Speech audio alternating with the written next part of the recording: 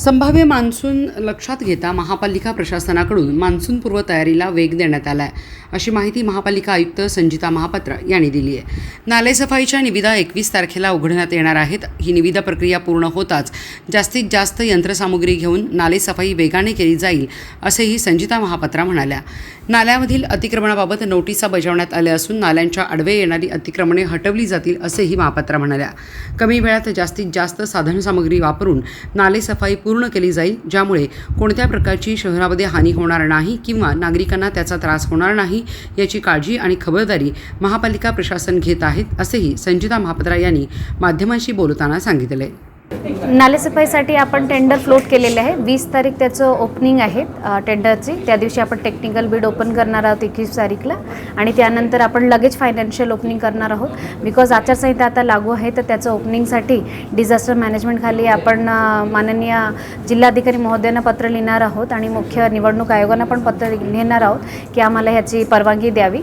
आणि आमचं मानस हेच आहे की आपण 22 तारीखलाच वर्क ऑर्डर कसं देता येईल त्याच्यासाठी पूर्ण प्रयत्न करत आहोत आणि आपण देणार पण आहोत.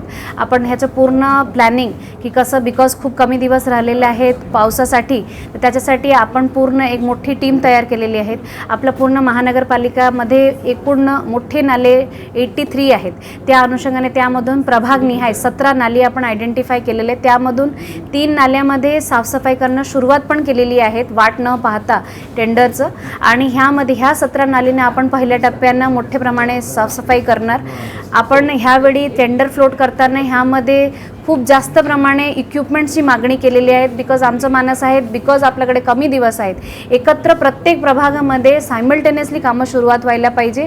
नाले निहाय आपण माणसाची नेमणूक केलेली आहेत आणि त्यांना एक प्रॉपर चार्ट देऊन दिलेले आहे की किती टाईमला सुरू होते. GPS हे प्रत्येक गाडीला असणं हे बंधनकारक केलेले आहे आपण. तर किती टाईमाला सुरुवात होते, किती तास चालते, त्याप्रमाणे बिलाचं जे वारंवार तक्रार येत आहेत त्याच्यासाठी त्या नाल्यामध्ये प्राधिकृत करण्याला माणसं त्याची पूर्णपणे जबाबदारी राहील की ते किती वेळा चाललेले आणि किती टन त्यांनी मळबा काढलेले आहे. त्या अनुषंगाने आपण प्लॅनिंग, आमची पूर्ण तयारी आहे, प्लॅनिंग पूर्ण आहे. एकदा टेंडर फायनलाइज झाले की लगेच रात्रदिवस बसून आपण हे नाले जे आहेत ह्या सफाई करण्यासाठी प्रॉपर प्लॅनिंग करणार. त्यासोबत मुरुम टाकणं आणि पॅचेस जिथे खड्डे झालेले आहे त्याच्यासाठी पण बांधकाम विभागाने आज माझ्याकडे परवानगीसाठी टाकलेली आहे.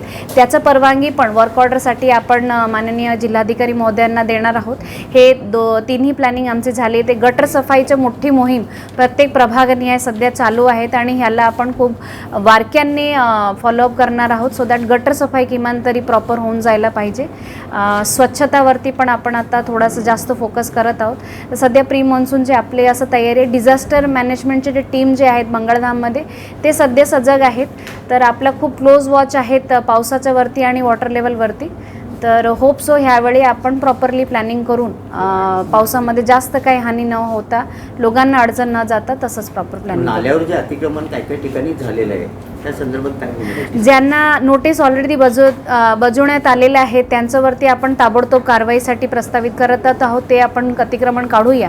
ज्यांना नोटीस पण नाही झालेलं आहे, डिझास्टर मॅनेजमेंट ॲक्ट खाली जरी त्यांच्यावरती कारवाई करता आलं तर ते पण आपण प्रस्तावित करूया. त्याचा एक आढावा घेऊन मी त्याच्यावरती पण ताबडतोब कारवाई करते.